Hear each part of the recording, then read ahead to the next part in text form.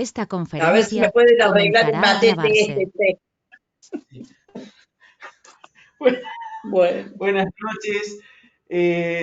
Queremos agradecerles a todos la participación esta noche, a Silvia Bocardo en particular. Así que vamos a tratar de arreglarle para que se pueda ver en cámara. Esta noche vamos a tener el segundo workshop de autopsia psicológica a cargo de la doctora Mabel Sánchez de Villagra, quien es psiquiatra forense de la ciudad de San Salvador de Jujuy. Así que bienvenidos a cada uno de ustedes y que tengan una muy buena clase. Adelante, doctora. Bueno, buenas noches a todos. Bueno, en primer término, voy a hacer una puesta en forma de dónde, cómo y por qué puedo hablar, digamos, de este tema en relación a la experiencia de lo desarrollado en Jujuy hace algunos años. Y después vamos a tomar, digamos, los aspectos técnicos. De todas maneras, ya les voy a indicar porque en el intermedio voy a ir hablando de ciertos ítems que hay que tener en cuenta que se presentan en los casos fundamentalmente de suicidio. Bien. Acá, como decíamos en la anterior reunión, que bueno, después tenemos que corroborar, yo comencé a aplicar la denominada autopsia psicológica en el año 1996, acá en San Salvador de Jujuy, a raíz de un caso de doble homicidio. Y 2 años después se empezaron lamentablemente a producir los suicidios justamente en una alta tasa, que no era algo habitual y conocido acá en la provincia. Años después yo hice una búsqueda en los archivos de tribunales. Ustedes saben que los expedientes penales no se destruyen. Así que bueno, eso me permitió realizar una búsqueda de casos durante 27 años.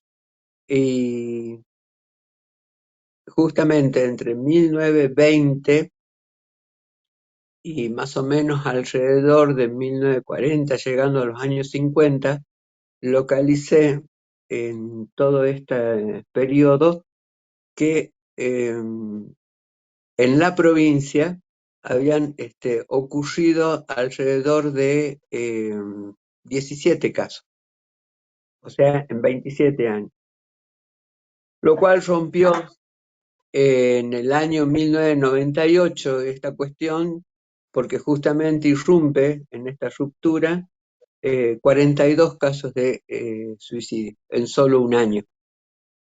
Y en una recopilación del año anterior, porque no teníamos registros de estos hechos, hicimos, digamos, a mano una recopilación buscando los casos, y en el año 1997 habían ocurrido en la provincia 14 casos. Bueno, digamos, en referencia a la cuestión de la autopsia psicológica, mis referentes en relación, digamos, a su aplicación fueron los estudios realizados, por un lado, de colegas de España, que tuve la oportunidad, digamos, de acceder a ellos a través de una publicación que habían realizado, que llegó a nuestras manos en un congreso de la Asociación de Psiquiatras en el año 1995.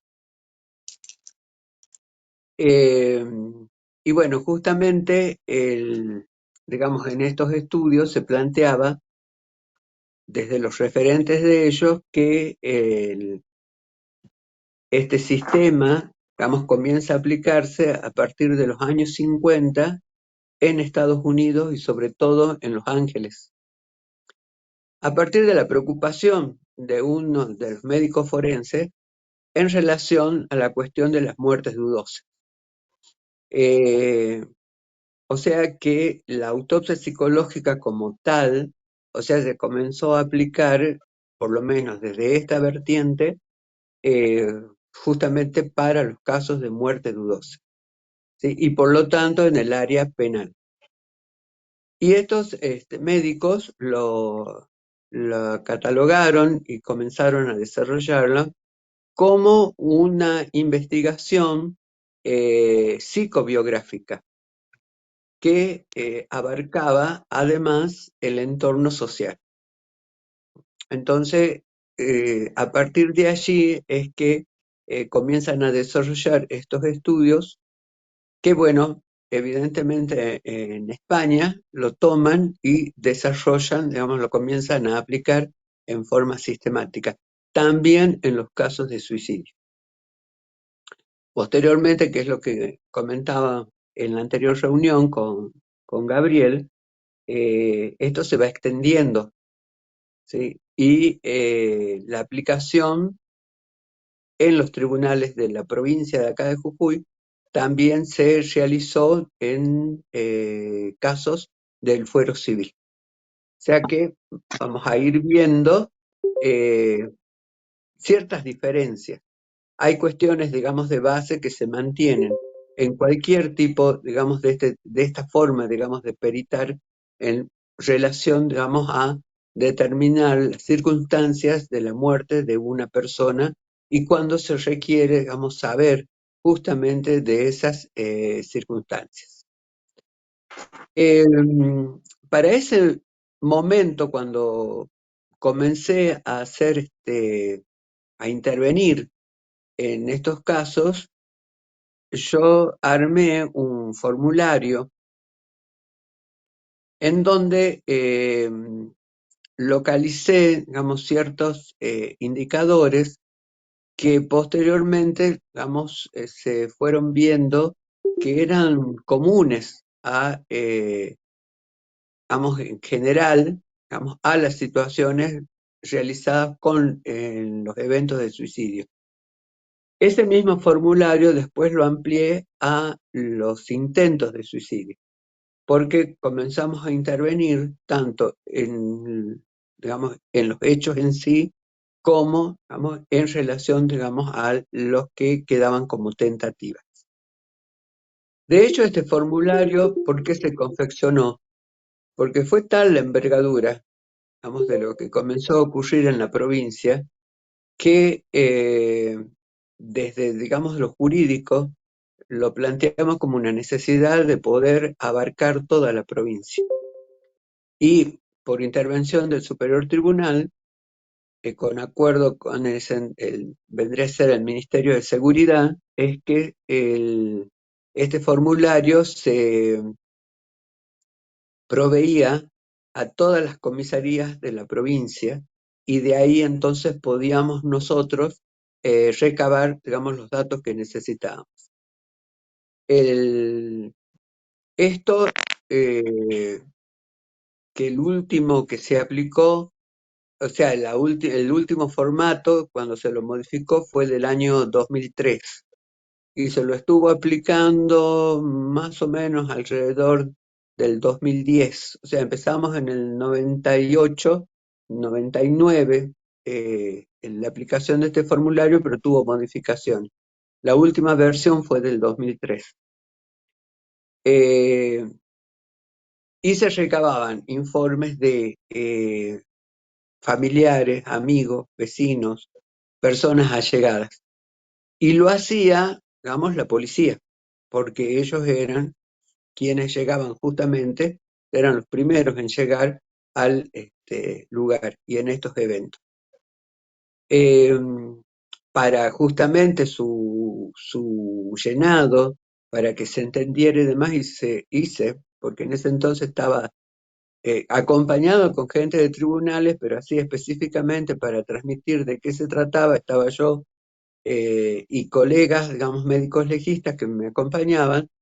Hemos trabajado con la policía, casi con todas las regionales de la provincia para poder, digamos, extender y hacer entender qué sentido tenía esta página, porque además lo pensábamos en relación a las múltiples funciones que tenían que cumplir los policías de cada lugar. Entonces lo pensé como un formulario de no más de una carilla, ¿sí? Cosa que fuera de fácil acceso, de fácil entendimiento y que a su vez a nosotros nos sirviera justamente para recopilar esos datos que nos interesaban. Por supuesto, tenía que colocarse en primer término, o sea, marcar si se trataba de un suicidio o de un intento, la fecha en que se tomaba intervención, los datos personales, ya sea de la persona que había fallecido o la que había realizado la tentativa, el sexo, la fecha de nacimiento, el lugar de residencia, ya era el departamento, una ciudad, un pueblo, un barrio, un paraje, una ruta. Esto es importante porque a nosotros nos permitió, a medida que íbamos recopilando los datos, armamos un mapeo de toda la provincia y de acuerdo, digamos, a la incidencia que tenía en cada departamento, digamos, base a este dato íbamos localizando también según los barrios, barrios o parajes o lugares, digamos, en donde había ocurrido. Ya vamos a ver por qué hacíamos eso y cuál es la importancia. El otro ítem que también lo teníamos en cuenta era el estado civil. Si era casado, soltero, viudo, separado, divorciado, concubinado, con vínculo amoroso, y en caso de casados, concubinados, especificar años de convivencia, si tenían hijos, en caso de tenerlos, el sexo, las edades. Otro dato era la práctica religiosa, sí o no, ¿sí? Si era un culto, el trabajo, si estaba empleado, si era jornalero, ocasional, zafrero, porque acá en zona, digamos, hay determinadas zonas de los trabajadores golondrinas, si era autónomo, si tenía oficio, si era, por ejemplo, una empleada doméstica, si estaba pensionado, jubilado, si era un trabajador eventual, ¿sí? O estaba desocupado. También tenían que determinar el grado de instrucción y si en ese caso, digamos, estaba estudiando. En ese tiempo, digamos, estaba el modelo de los EGB, pero, digamos, si era a nivel primario, secundario, terciario, universitario u otros. Esto, digamos, en cuanto a un contexto general, digamos, de datos respecto a la persona. De hecho, que justamente se empezaba con estos datos con las personas allegadas, o sea, las más próximas, que la policía tomaba contacto. Respecto al método usado para autolesionarse, bueno, las que habitualmente se consideran, pero lo colocábamos de una forma más coloquial, o sea, si era un ahorcamiento, si era una sumersión, una bolsa, bueno, todos los, digamos, elementos posibles, ¿sí? Que podían haber utilizado. En relación al lugar del hecho, ¿sí? También pedíamos especificaciones, si había sido en un lugar como ser la residencia habitual, dentro de la residencia habitual, qué lugar, si era un lugar público, si era un paraje, si era una quebrada, acá es zona montañosa, ¿sí? Que ocurrían, digamos, han ocurrido casos como este.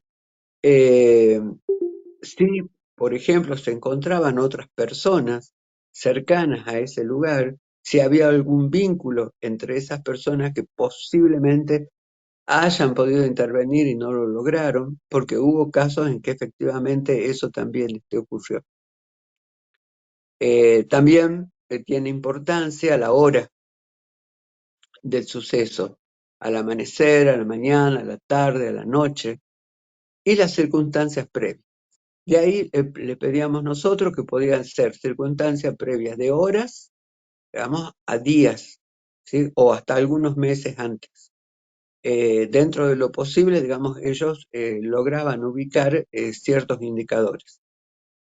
En cuanto, por ejemplo, a discusiones previas, ¿sí? Ya sea con familiares, con personas eh, allegadas, eh, qué tipo, digamos, de vínculo tenían con esas personas.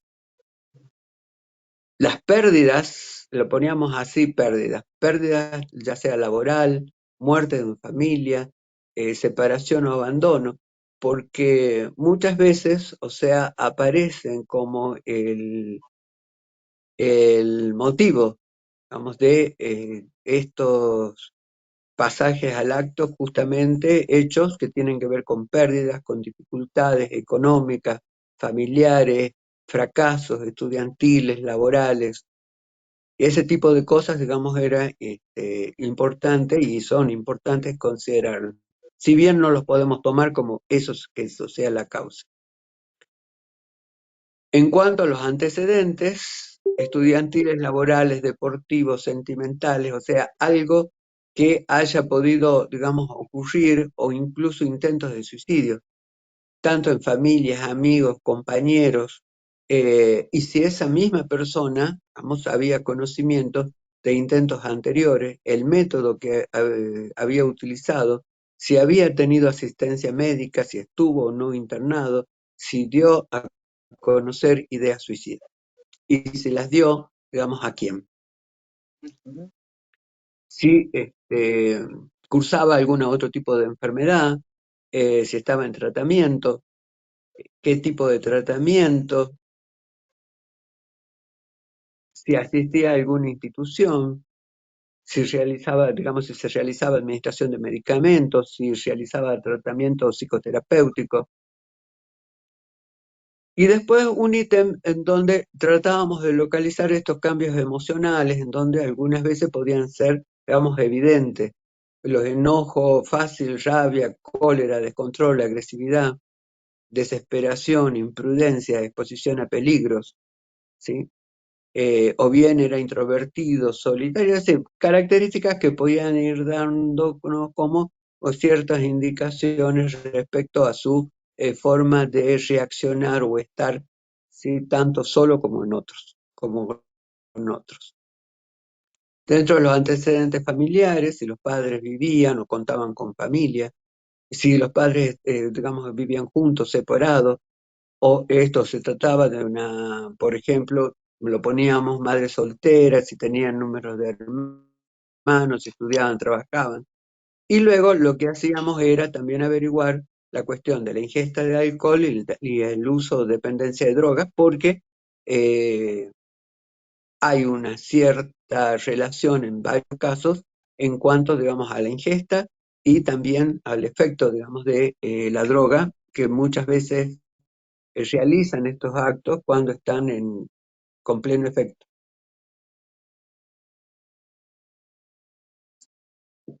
Bien,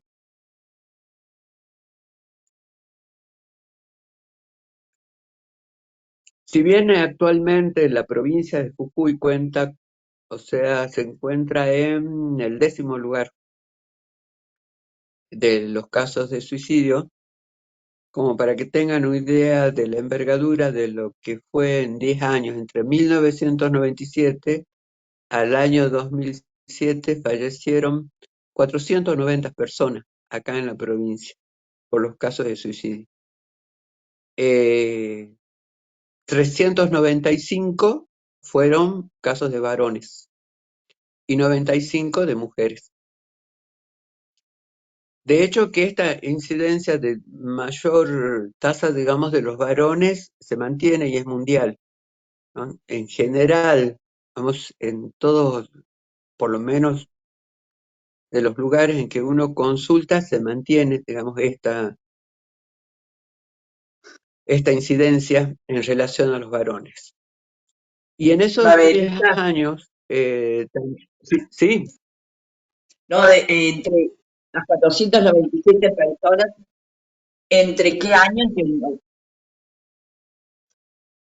entre 1997 y 2007, Gracias, Babelita.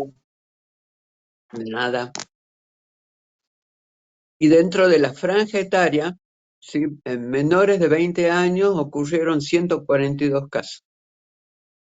Entre 21 a 40 años ocurrieron 191 casos.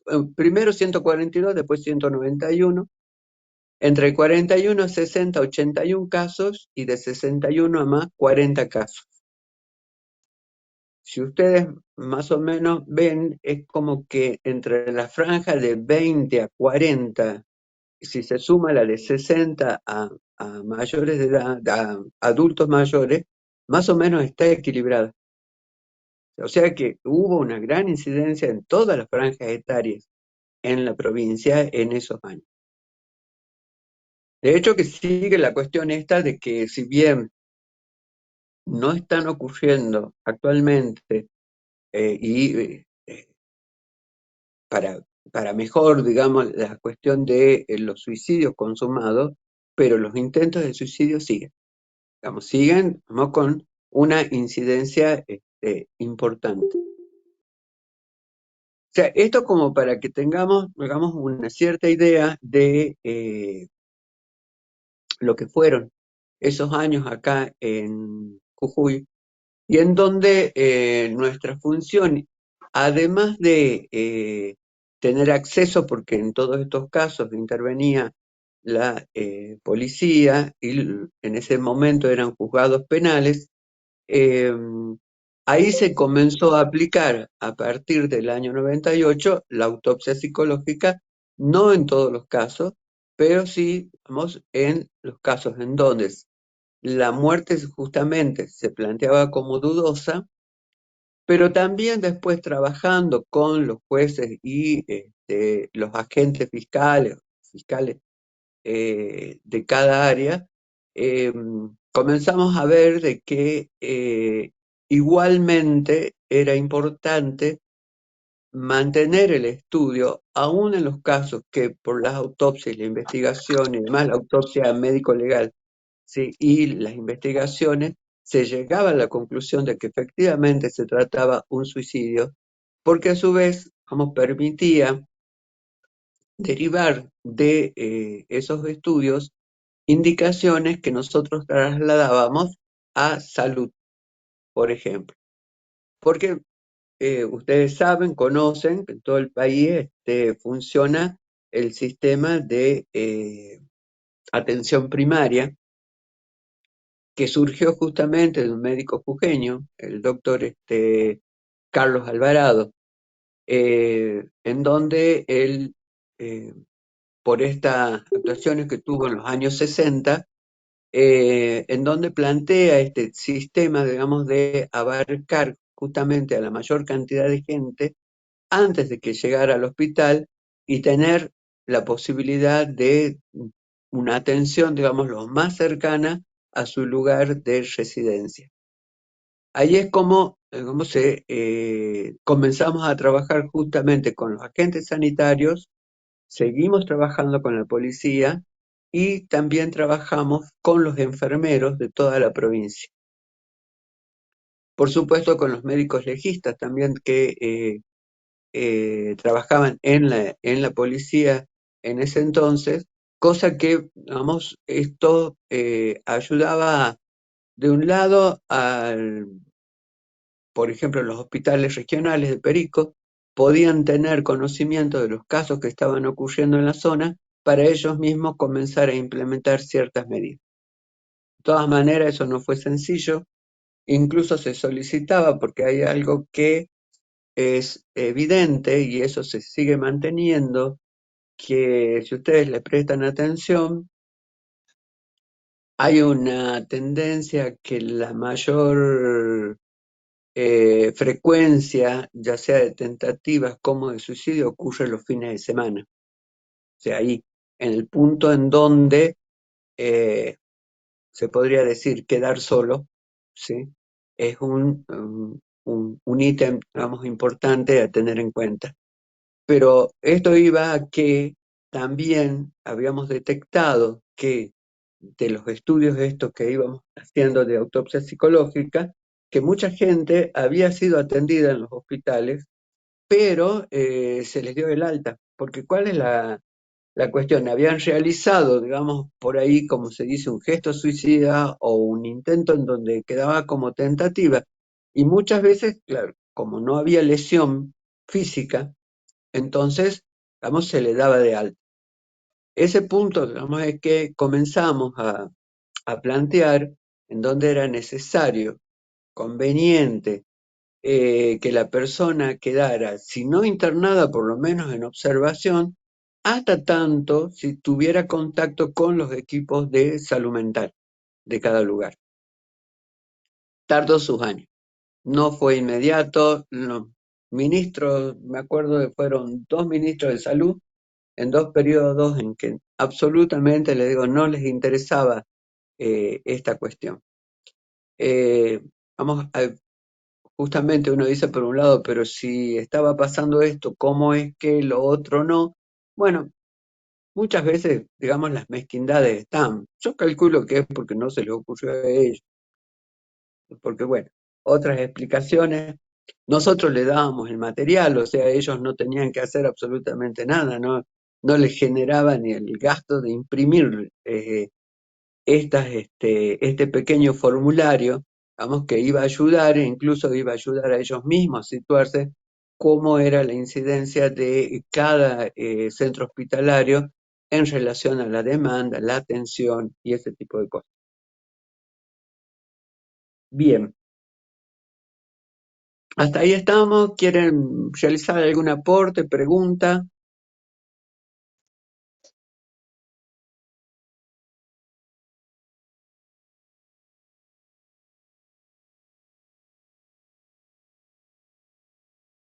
Yo le voy a enviar a Gabriel para que les envíe a los que están realizando el curso.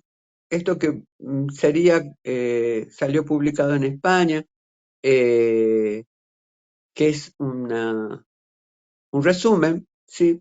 Un resumen del libro, eh, pero que ustedes van a poder, digamos, más o menos enterarse de las cuestiones que se fueron jugando en esos años acá en la provincia. Ujú. Ok. Hola Mabel, soy Hola.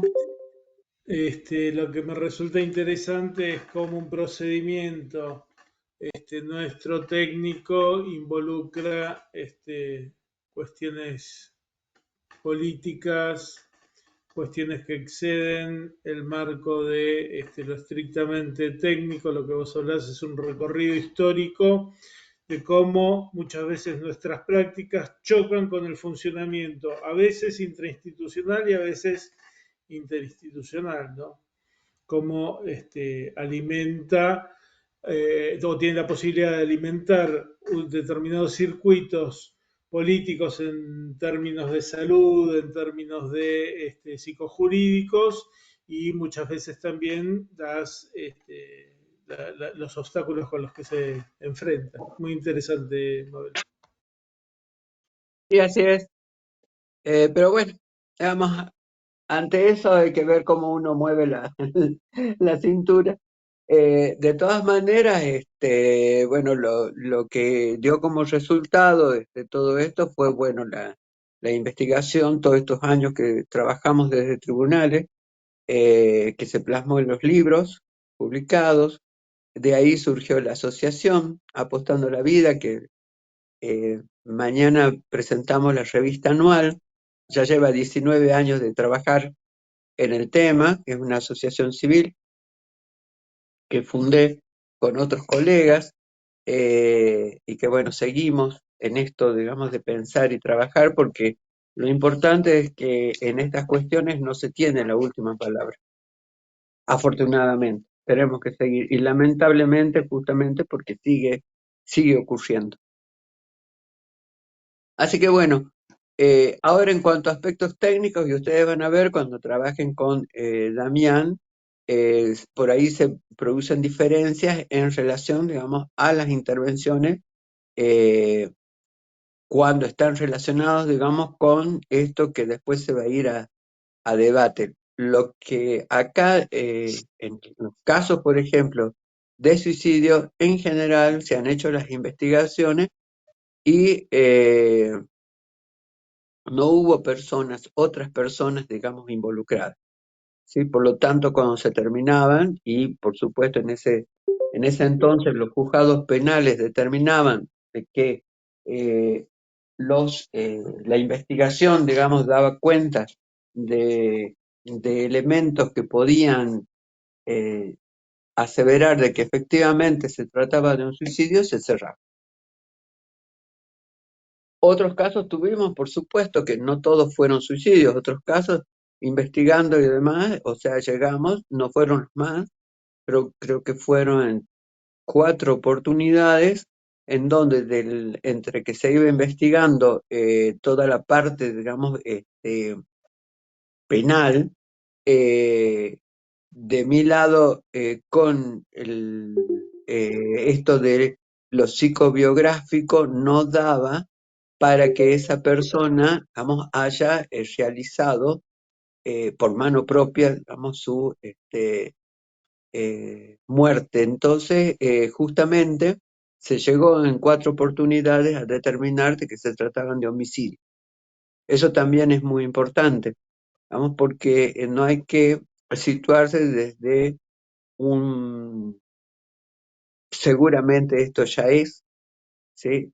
No situarse desde que, bueno, ahora volvemos de nuevo ¿sí? Como si fuéramos a encontrarnos siempre con lo mismo, sino hay que tener, y esto y en cualquier pericia, digamos, incluso en la profesión, una mirada de decir, bueno, a ver, ¿qué del otro, digamos, va a llegar?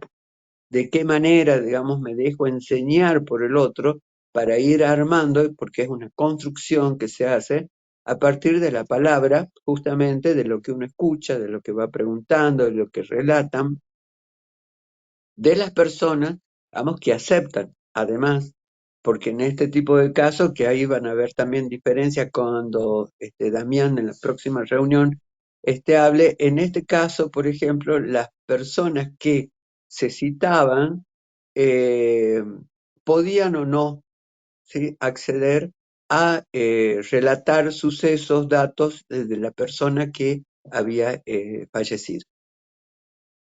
No era obligatorio.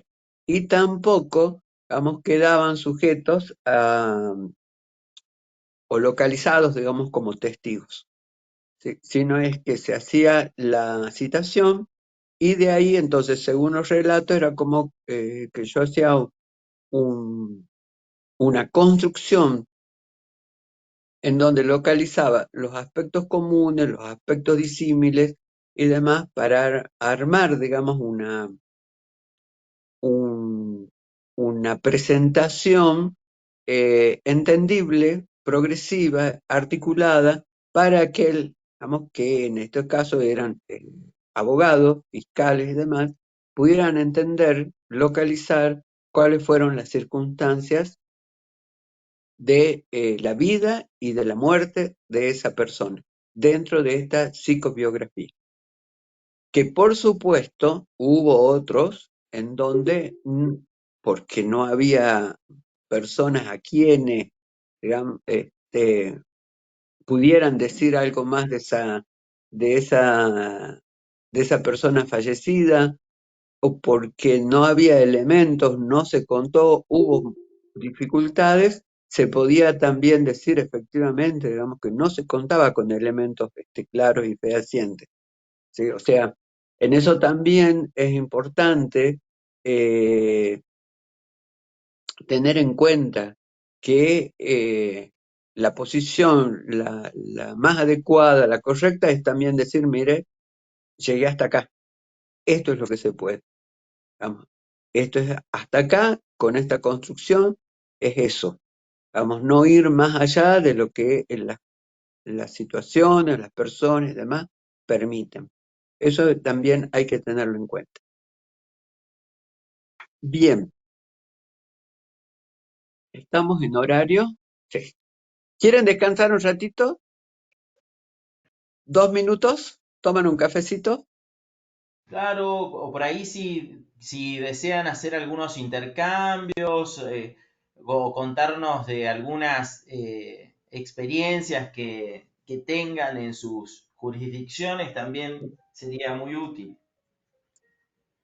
Miren, les iba a contar que justamente yo hoy tenía facultad y no me podía conectar. Bueno, finalmente no hubo clase porque una de las chicas trabajadoras, digamos, de la administración de la facultad, una no docente, una chica bastante joven, 40, alrededor de los 40, se suicidó. No, nadie, no se sabe más nada que eso, y muy triste todo, tenía dos niñas dos chiquitas de 9 años, y fue un impacto muy grande, una chica muy querida, y realmente si de alguien no se podía sospechar ni siquiera una depresión, era de esa piba, porque era toda sonrisa, esas cuestiones, no, eso para comentar nomás, justo en el día de hoy. Y eso Correcto. sí, Sí, esa es la complicación, Silvia, porque no se sabe quién, ni cómo, ni en qué circunstancia. Claro, claro. Nosotros, viste, cuando hablamos psicopatología, vemos melancolía y todo esto. Claro, pasajes al acto, sí, sí, sí. Ahora, absolutamente mudo,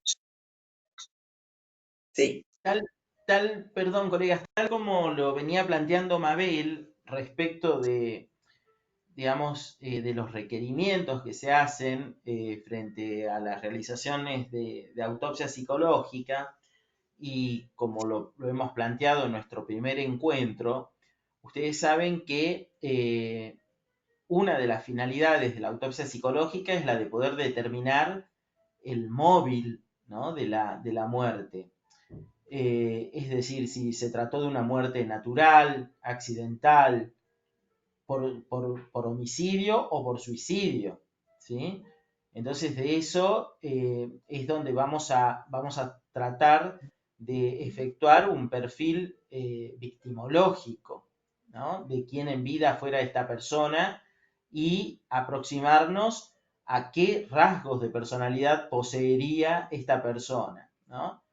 Eh, y Mabel ha ido haciendo como una presentación, digamos, en cuanto a los diferentes elementos con los que se cuentan al momento de llevar a cabo este tipo de intervenciones. Sí, sí, Damián, dime. No, no, por favor, no, habla, habla. No, no, iba a retomar, pero decirlo, por eso así después retomo lo que... No, no, lo que decía Gabriel y lo que decías vos, ¿no? A su vez, cada uno de los que implementamos la autopsia psicológica en cada lugar tiene su particularidad, digamos, por un lado, por la dinámica propia del Poder Judicial donde trabaja, por el sistema judicial bajo el que trabaja y también fundamentalmente porque las formaciones nos van llevando, digamos, a tener algunas pequeñas diferencias y demás, pero en general todos utilizamos el mismo método, todos abordamos los casos de la misma manera y todos consideramos el proceso de más o menos de una forma unificada. Ya digo, con pequeñas diferencias de acuerdo a los códigos procesales penales de cada lugar, también a la época y al momento de cada lugar, pero todos coincidimos en cómo se utiliza el procedimiento, cuáles son los pasos y demás. Entonces, bueno, es interesante porque vamos compartiendo formas de trabajar de diferentes lugares, ¿no? Y se van sumando diferentes voces. Gracias, Mabel. Así es, así es, efectivamente. Bueno, creo que lo que cruza eh, en todas las pericias, o sea, de todos los fueros, e incluso acá, también está el método clínico semiológico, porque si bien tiene la característica, o sea, la particularidad de que lo hacemos a partir del relato de otros, pero también tenemos que tener en cuenta, digamos, la semiología y la clínica. Empecemos como que hay dos formas, digamos, de intervenir. En general, como nos ocurrió, por ejemplo, le ocurre a Damián, como me pasó a mí, en general son los peritos oficiales los encargados de realizar este tipo de estudios. Después Damián nos podrá comentar, pero en mi caso no ha sido, salvo en uno solo que fue documental, que después se los voy a contar, pero hubo un perito, digamos, de parte, pero solamente en un tramo. En general no se designaron peritos de parte para intervenir en este tipo de estudios, pero puede ocurrir.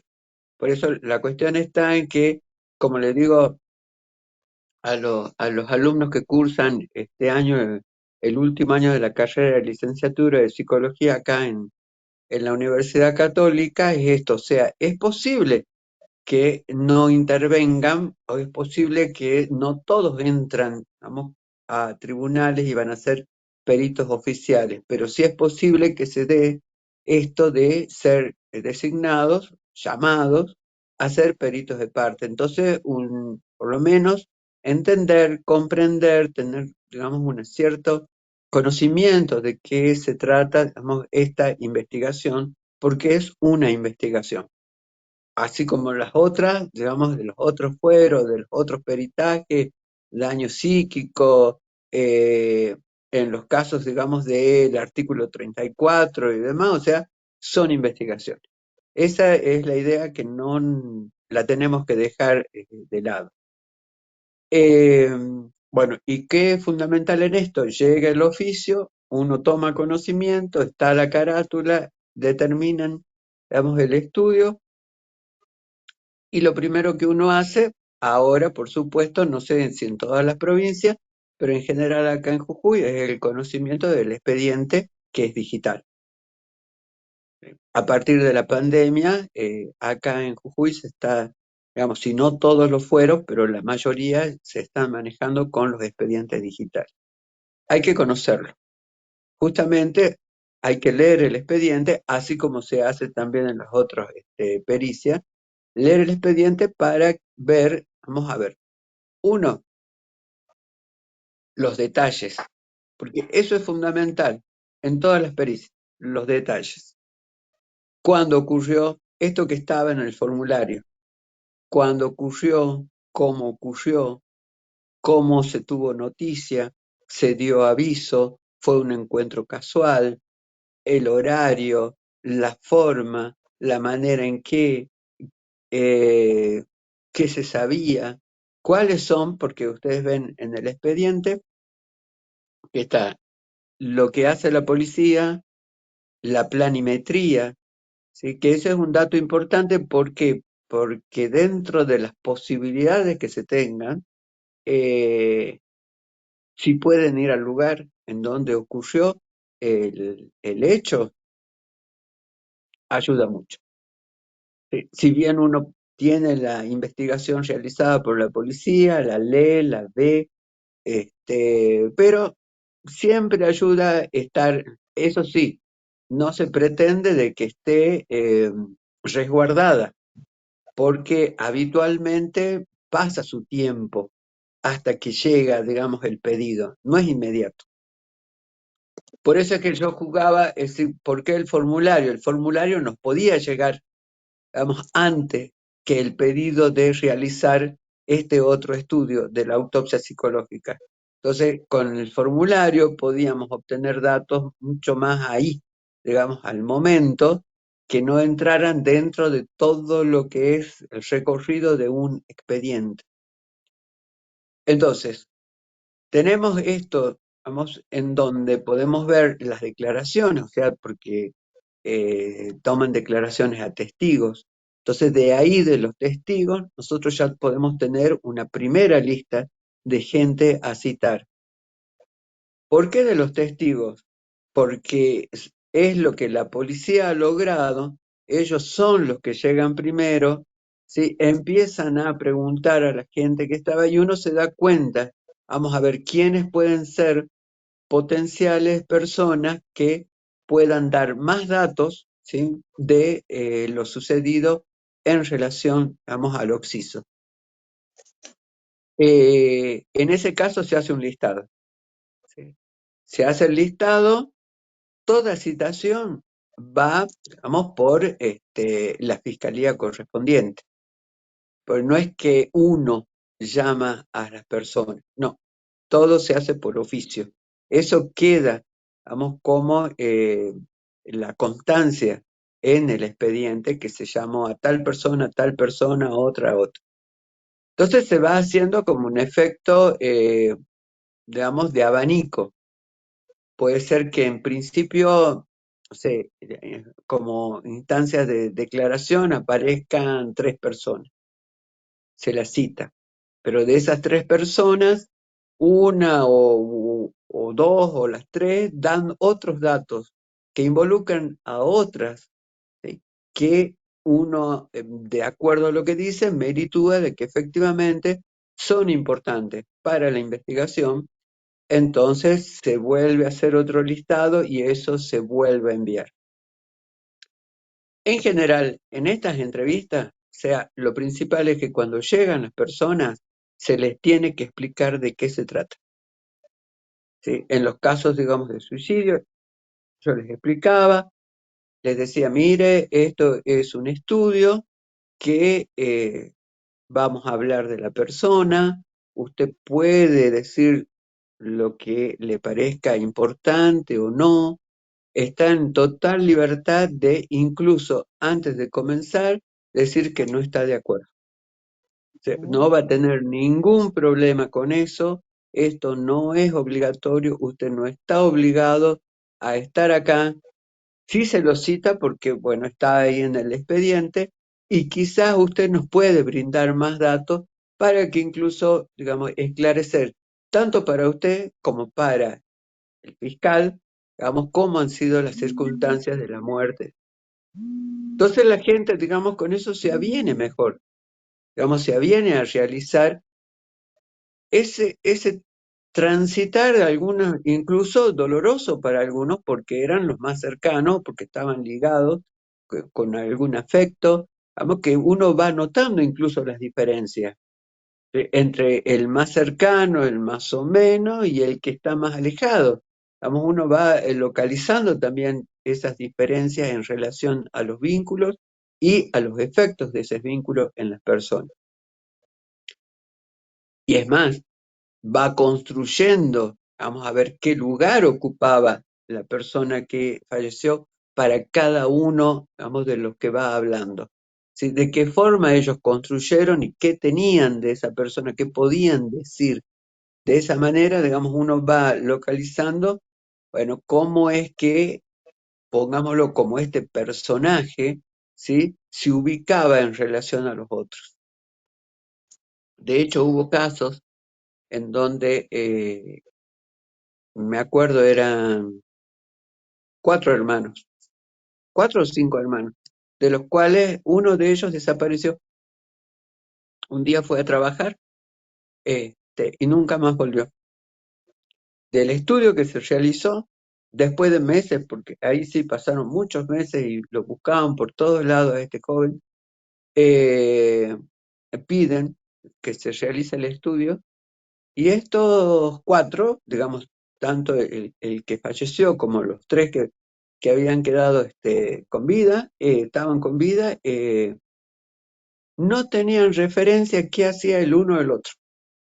Digamos, vivían en la misma casa, pero era una cuestión, digamos, como si fueran vecinos y se saludaban, quizás en el mejor de los casos, pero no sabían si tenían amigos, no llevaban a nadie a la casa, sabían que sí trabajaba, pero digamos de ahí en más, que cumplía determinados horarios, que venía de tal a tal, que los fines de semana esto, porque llevaba, traía y demás, pero después no compartían almuerzo, no compartían té, absolutamente.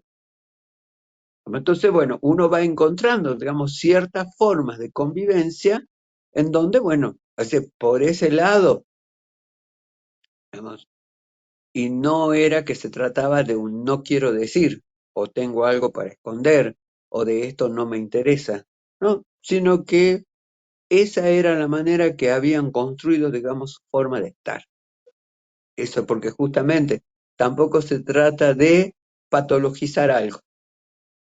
¿Sí? Tampoco se trata de ponerse en la vara de, estos son anormales, esto no es normal, ¿cómo es que entre hermanos hacen esto? No, es justamente, es localizar cómo funcionaban, cómo no funcionaban, de qué manera construían eso.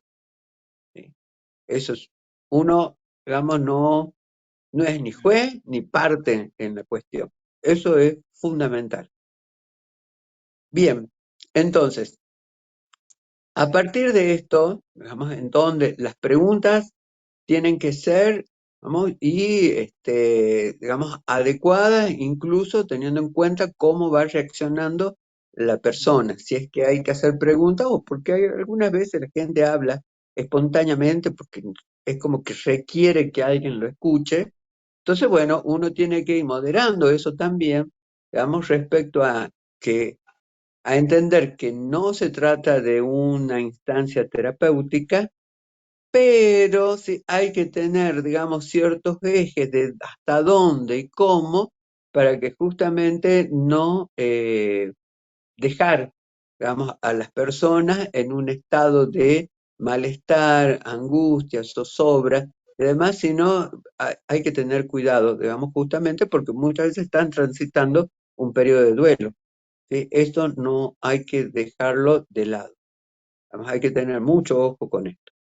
Y de hecho también, bueno, esto uno como perito puede, digamos, recomendarle a la persona un lugar, gente, otros profesionales, para que hagan, digamos, su elaboración acompañado. No está, digamos, prohibido hacerlo, justamente.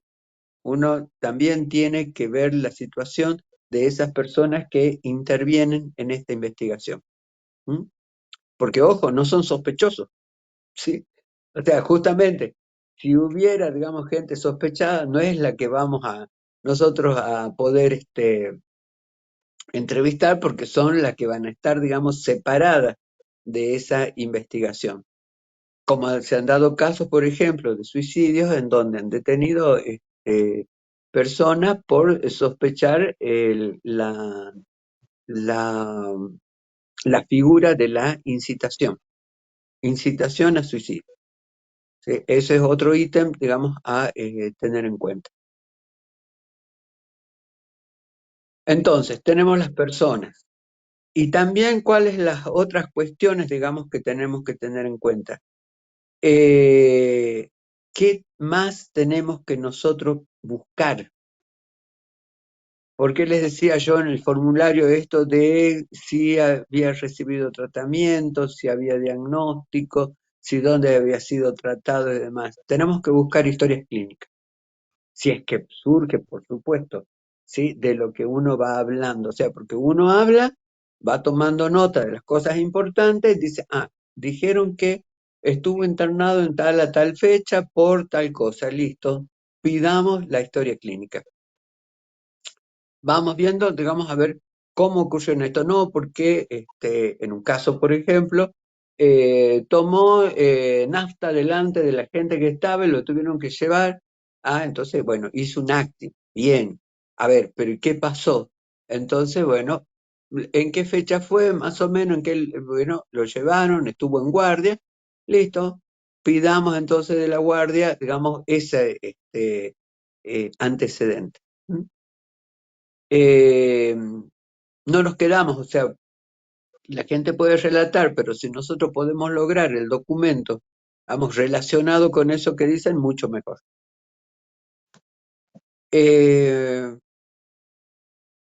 La historia penitenciaria ha ocurrido, ustedes saben, ocurren las muertes en las comisarías, ¿sí? En las unidades penales. Bueno, entonces hay que hacer también toda una búsqueda de cómo es los legajos.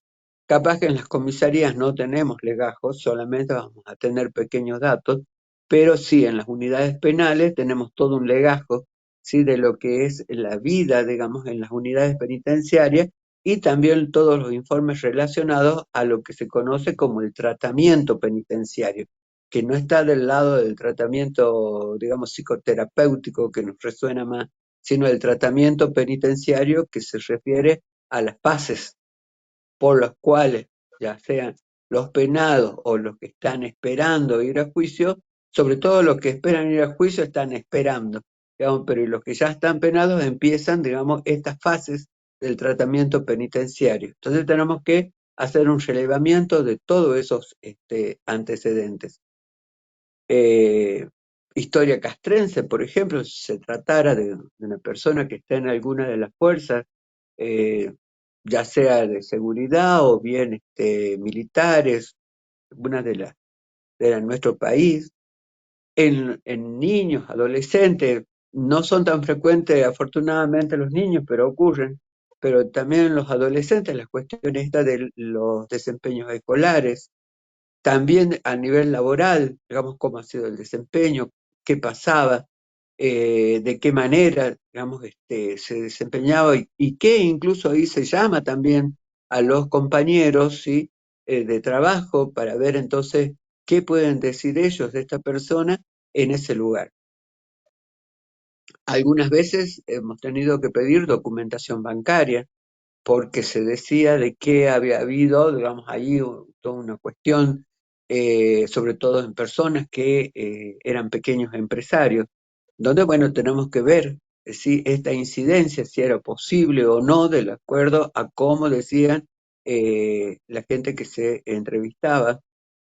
Información catastral, en algunos casos está la cuestión de la gerencia, ¿sí? De cómo es que digamos, acá, por ejemplo, hay gente de cierta zona del norte que muchas veces son dueños de hectáreas, digamos, de tierras en una extensión importante. En otros casos, digamos, de peleas que hubo en relación al lote, ese tipo de cosas, digamos, en donde uno tiene que informarse, ¿sí? Registros de propiedad. O sea, cada uno, digamos, de acuerdo a cómo uno va entrevistando, va viendo, localizando qué le dicen, de cómo, a su vez, dentro de lo posible, va solicitando, digamos, les llamaría yo los antecedentes, los documentos, digamos, sí, relacionados a esto. Y en ese caso, esos documentos, digamos, en casos de historias clínicas y demás, sí efectivamente se presentan juntos todos, si todo lo que uno ha recopilado se lo adiciona al informe, ¿sí? Porque eso da cuenta también, uno porque está el oficio, uno les ha pedido, y da cuenta, digamos, de toda la investigación también que se ha realizado. Eh, Otra cosa, y esto con Damián, digamos, también lo hace, es la habitualidad de, ya sea hablar con el médico de policía, por más que esté el informe del examen cadavérico, porque cuando llegan, digamos, lo que hacen es un examen cadavérico, en donde se puede determinar, sí, que específicamente, digamos, se puede pensar que se trata de un caso de autolesión, pero los médicos de policía dicen, no obstante, ¿viste? Se pide la autopsia. Acá en Jujuy no la hace la autopsia el mismo médico que estuvo en el momento, sino, digamos, ya dependiente del Ministerio Público de la acusación.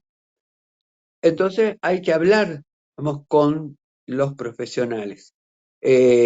comentar, o sea, preguntarle a ver qué parece, por más que está uno lo lee, o sea, lee el expediente y demás, bueno, pero uno puede conversar con los colegas, decirle, bueno, a ver, y cuando justamente hay elementos que porque sean psicólogos, además no lo entiendan, con más razón, digamos, hay que sentarse a conversar. Sí, a ver, explícame cómo es esto, cómo es posible que haya ocurrido, qué pasa con la demás, viste, de qué manera, qué tiene que ver el lazo, cómo es la posición, qué cuestiones, digamos, todo eso hace y abreva justamente a que uno tenga una mejor perspectiva, ¿sí? De lo que se trata, digamos, el momento. Ese es el momento en sí. ¿Sí? Porque lo vamos a hacer a partir de todos estos otros datos recopilados ya para una investigación forense, ¿sí? Del momento en sí. Y eso, vamos, es que ayuda a situarse justamente a ver cómo a lo que decía Gabriel de esta sigla NASH, uno le tiene que agregar en los casos de suicidio, ¿sí? La sigla de letalidad. O sea, ¿cuál es la letalidad? O sea, tiene que ver con que el medio utilizado, ¿sí? Ha sido de alta, mediana o baja letalidad, ¿sí? Eso se agrega en la conclusión cuando uno, digamos, ya ha desarrollado el cuerpo, ¿sí? Del informe. Bien.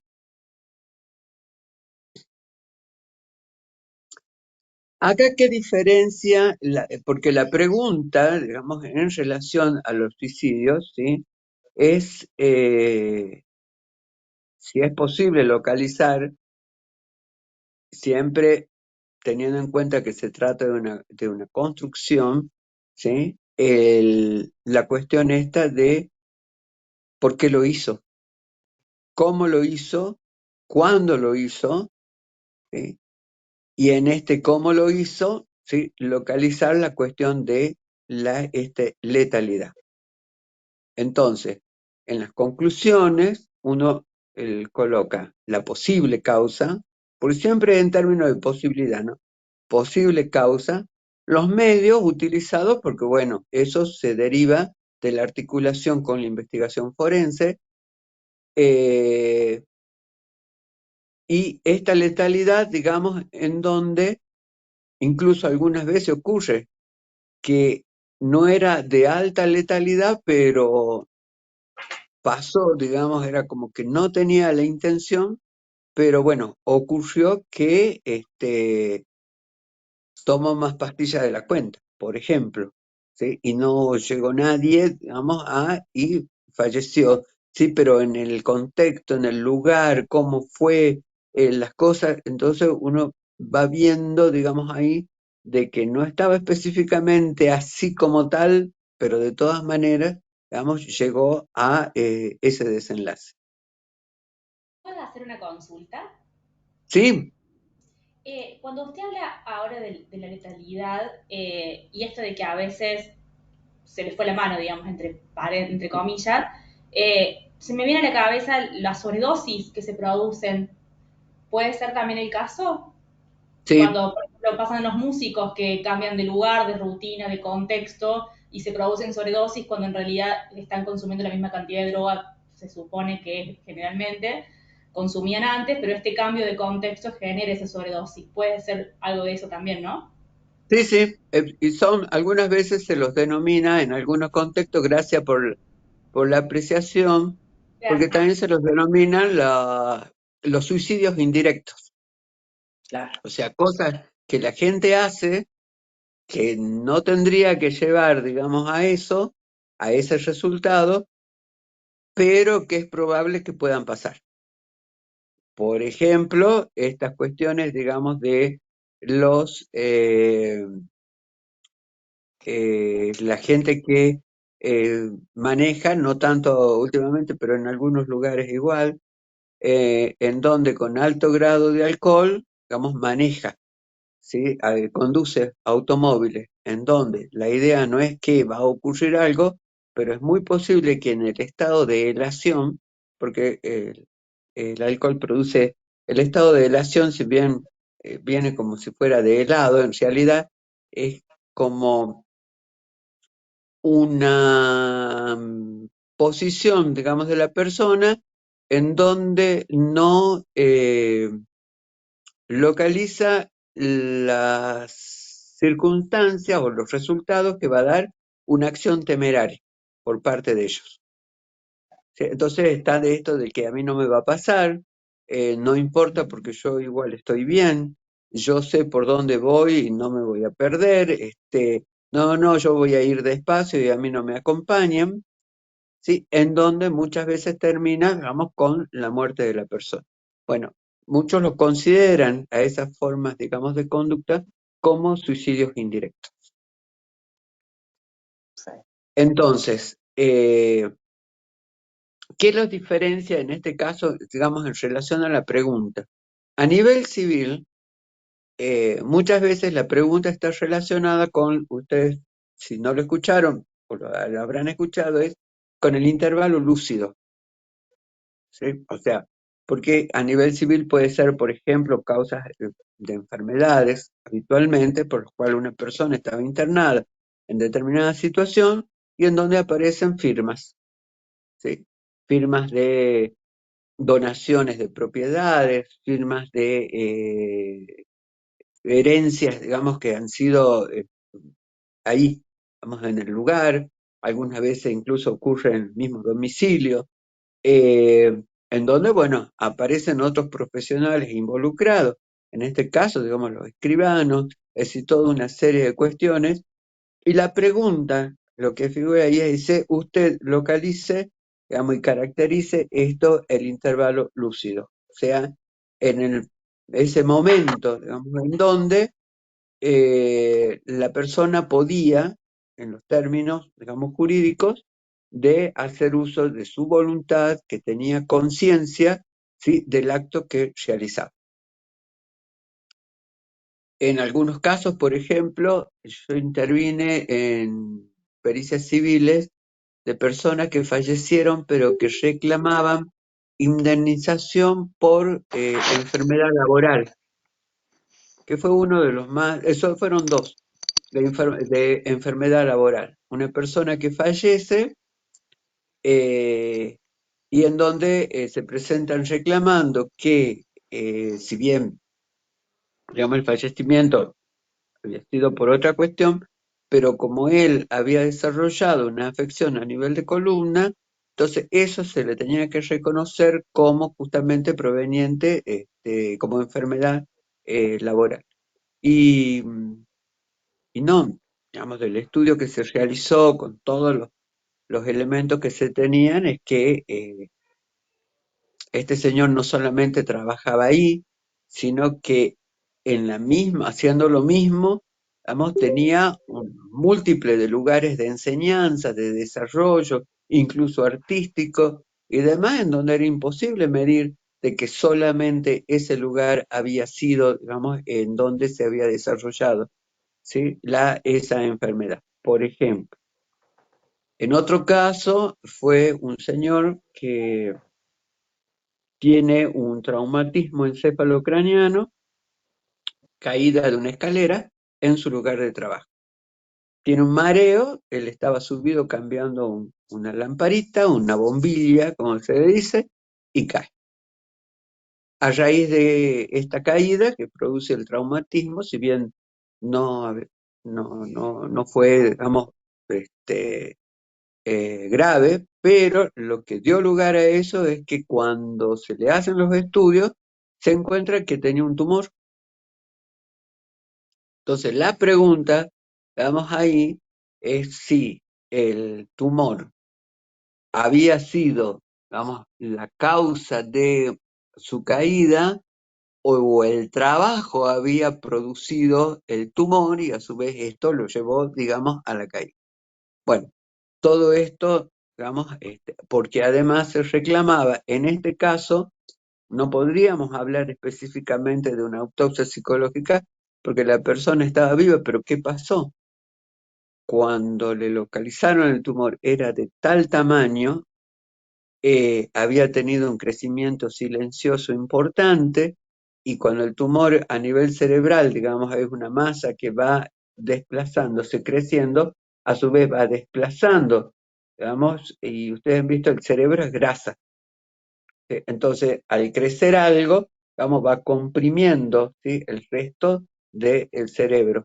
Por lo tanto, al enuclearlo, o sea, al sacarlo, ¿sí?, evidentemente quedan, digamos, todas las zonas lesionadas. O sea, se saca el tumor, ¿sí?, pero la sobrevida, ¿sí?, no es la misma.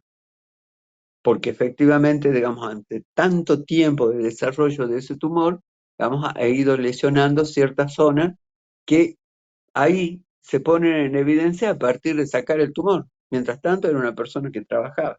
Ese era el punto de discusión. Entonces, bueno, por eso hay toda una serie de situaciones en donde uno va variando la pregunta, ¿sí? Entonces uno tiene que justamente situarse a partir de qué es lo que piden que se dilucide, qué es lo que hay que explicar y qué, digamos, si uno puede llegar a explicar eso, y quizás si sale otra cosa, si uno localiza, ¿sí?, ver si es que eso corresponde darlo a conocer, ¿sí?, si corresponde implicar, por ejemplo, uno puede hacer una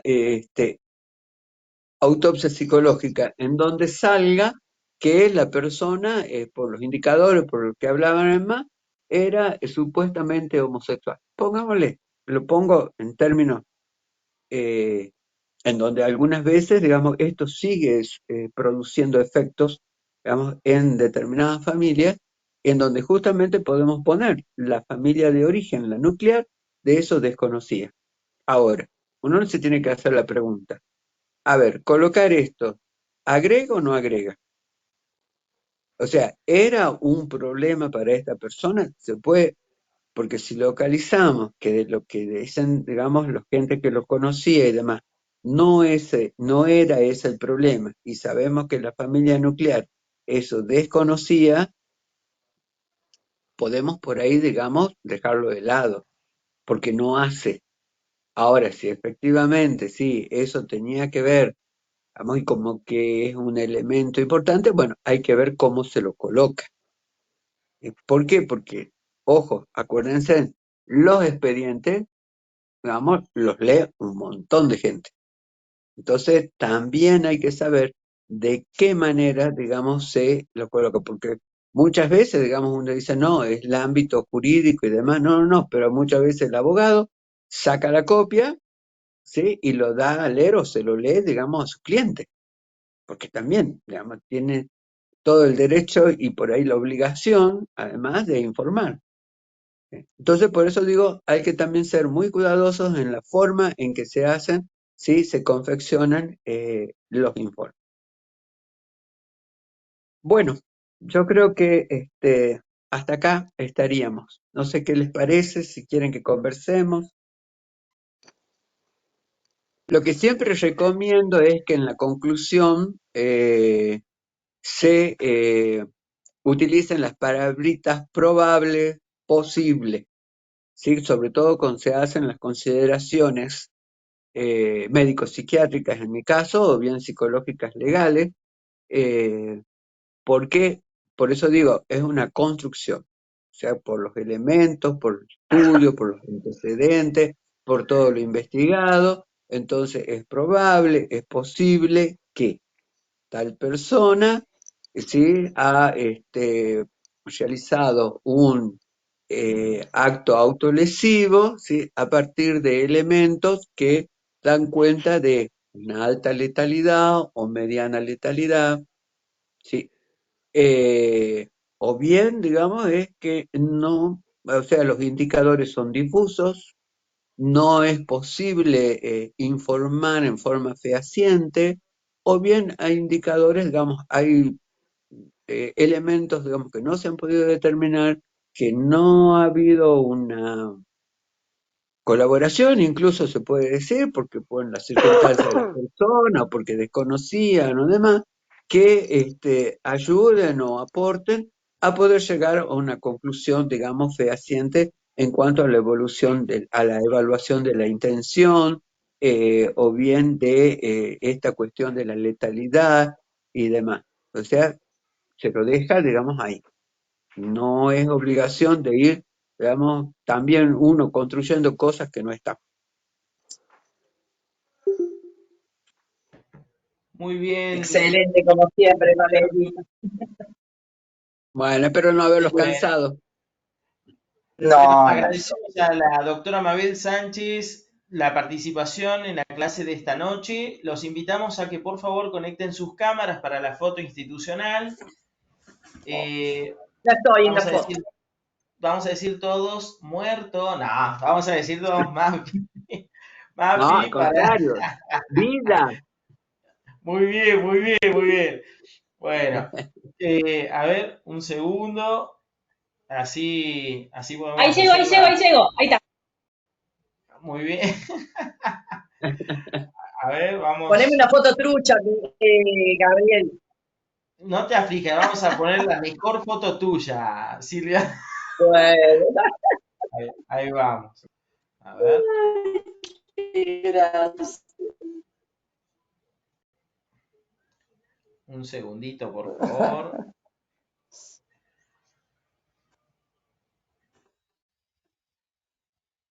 Perfecto. Bueno, bárbaro. Entonces, les agradecemos. Le hemos enviado allí un recordatorio.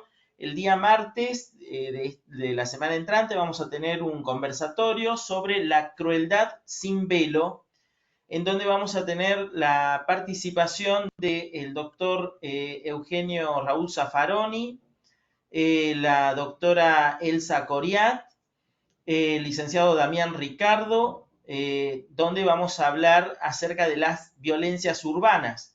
Así que eso se va a transmitir a través del canal de YouTube de la Asociación Argentina de Psicología Jurídica y Forense. Están todos invitados a sumarse a la transmisión para luego debatir.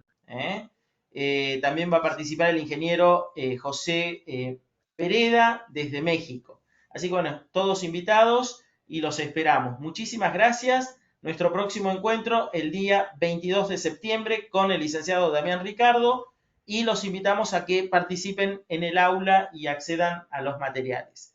Muchas gracias y buenas noches.